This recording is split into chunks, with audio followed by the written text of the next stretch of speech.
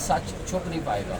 Lastly बताइएगा कि जो ख्वाजा आसिफ साहब हैं उन्होंने एक बड़ी स्टेटमेंट दी है। उन्होंने कहा कि ये फाइनल कॉल थी इमरान खान साहब को बाहर निकालने की, वो लेकर तो नहीं गए। उन्होंने मिसाल दी है गुजरात के खुसरो की। उन्होंने कहा है कि जब गुजरात में खुसरो के साथ उनका बंदा पकड़ा गया था, उन्होंने थाने से अपना बंदा निकलवा लिया था, लेकिन इनकी तो कॉल जो है वो वापस अपना बंदा लेकर नहीं पहुँचे।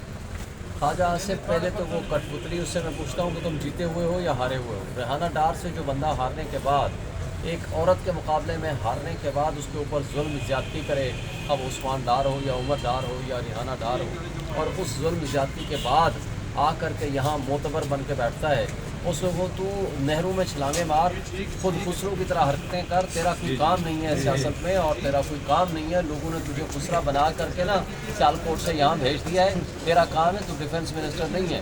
खुसरो वाले काम करता है और वही जाकर काम करता है। शेख शाहीन साहब, आपकी जो उम्मीदें अदालतों से हैं, अदालतों के रवैये कैसे हैं आपके साथ?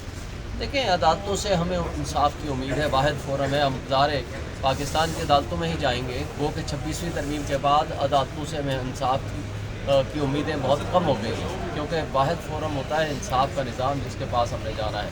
अब इंटरनेशनल कोर्ट ऑफ जस्टिस पे तो अब हम अभी तक नहीं जा रहे, लेकिन हमें ये तवक्को है कि अदालतें कम से कम इंसाफ करेंगी, अदालतें उठ खड़ी होंगी, क्योंकि कौम के एक ट्रू जो रिप्रेजेंटेटिव हैं, हम पीटीआई के लोग हैं या इमरान खान या उसकी पार्टी के लोग हैं, अगर आवाम के बिलमुकाबिल निज़ाम इंसाफ भी खड़ा हो जाएगा या अदालतें खड़ी हो जाएंगी, तो फिर वो क़यास होगा, फिर अफरा तफरी और इंतशार होगा, फिर खूनी इनकलाब भी आएगा। उसके अलावा फिर कोई ऑप्शन बाकी नहीं है। साहब, आपको नहीं लगता कि 27 नवंबर के साने के बाद से इमरान खान की रिहाई के बजाय इमरान खान के लिए मज़ीद मुश्किलात पैदा कर दी की रिहाई के लिए? देखें, सियासी जद्दोजहद जो होती है ना, सियासी जद्दोजहद वो टाइम लेती है। पिछले 2.5 साल की जद्दोजहद के नतीजे में मुझे बताएं, 2 साल में पूरे ये माफिया कहा करता था कि आपके पास तो कैंडिडेट ही कोई नहीं होगा, आपके पास निशान नहीं होगा, नहीं किया, हमें इलेक्शन नहीं लड़ने दिया।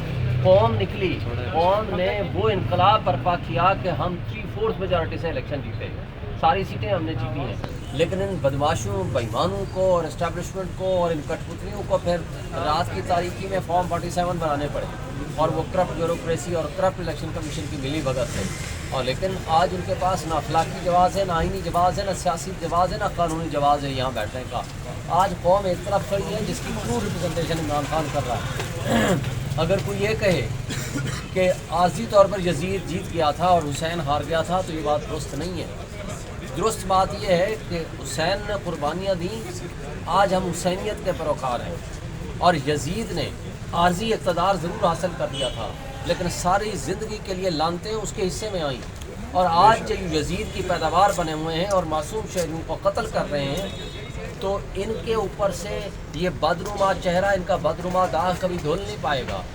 इसलिए कि ये आज के यजीद भी हैं, आज के ये शिमर भी हैं, आज के ये इब्न ज़ियाद भी हैं, जो ये मासूम शहरियों को कत्ल कर रहे हैं। और एक इंसान का कत्ल पूरी इंसानियत के कत्ल के मुतरादिफ है, और जो ये कत्ल कर रहे हैं ये इन्होंने किए हैं, और जिस तरह का जुल्म ढाया है, ये इनको इस दुनिया में भी जवाब देना पड़ेगा और अगले जहान भी देना पड़ेगा।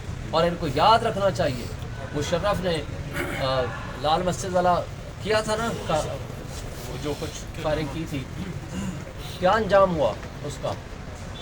मरने के बाद भी जिस अंदाज में वो आया है और जिस तरह इस दुनिया में भी अल्लाह ने उसको अजाब दिखाया है, इससे बदतर अजाब इन सब पे लागू होगा जिन्होंने ये शहादतें की हैं, गोली चलाई है, जिसके हुक्म पे चली है, और जो इसके अंदर आज उसके साथ शरीक कार हैं। अल्लाह उनसे हिसाब लेगा और ये अवाम भी उनसे हिसाब करेगी।